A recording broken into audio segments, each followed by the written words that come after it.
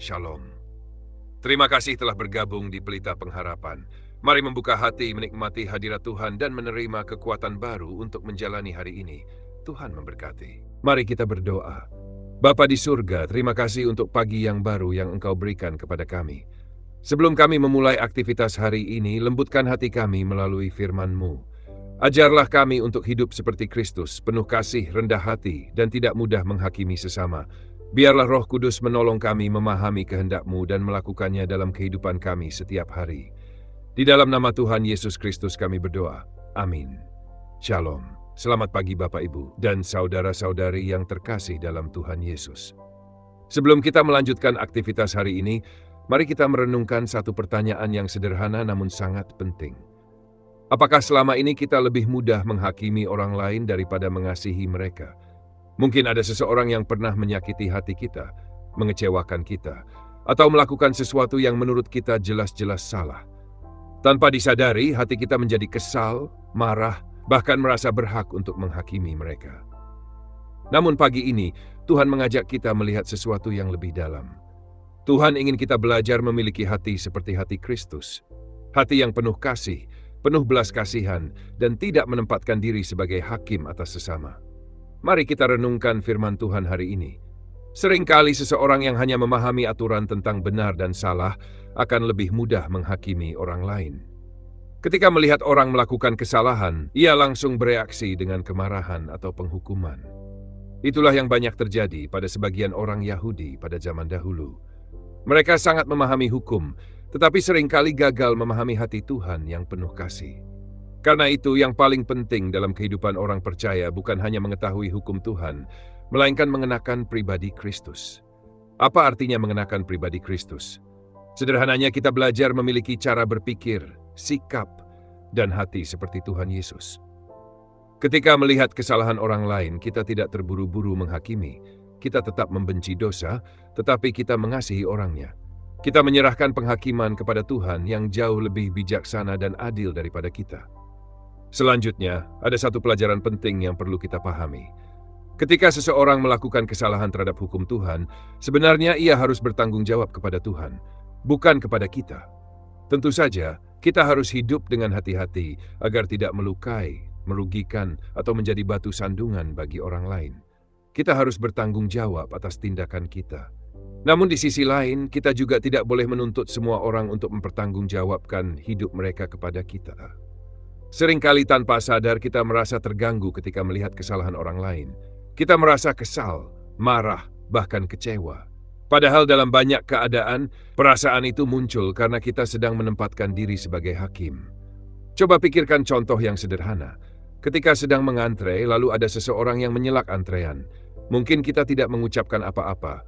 Namun di dalam hati kita muncul kemarahan dan penilaian terhadap orang tersebut. Bukankah hal seperti itu sering terjadi?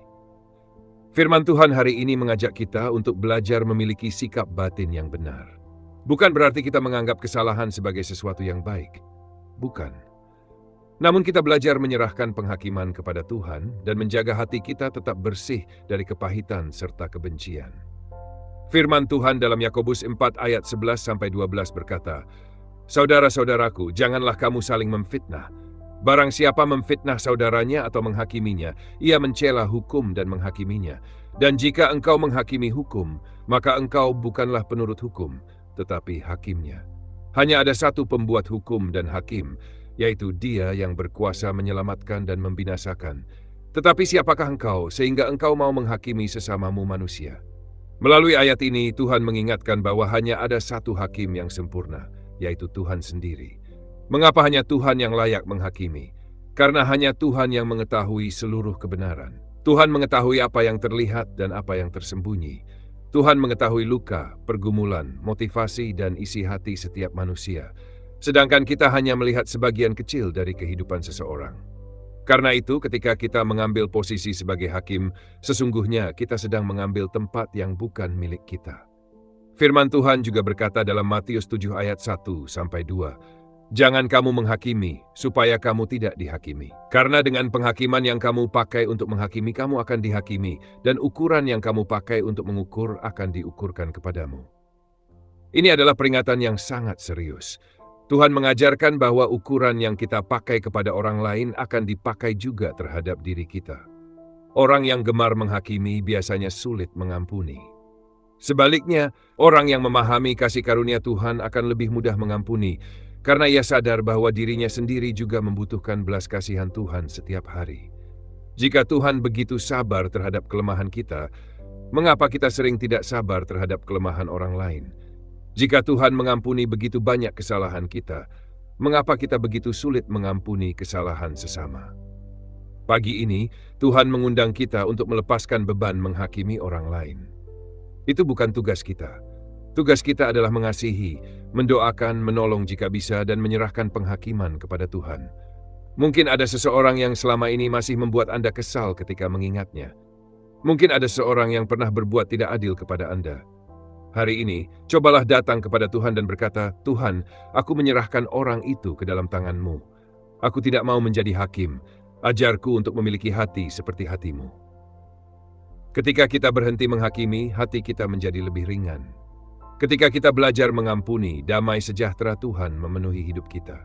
Dan ketika kita menyerahkan segala sesuatu kepada Tuhan, kita sedang menunjukkan bahwa kita percaya kepada keadilan-Nya yang sempurna. Mari kita berdoa. Bapa yang penuh kasih, terima kasih untuk firman-Mu pagi ini.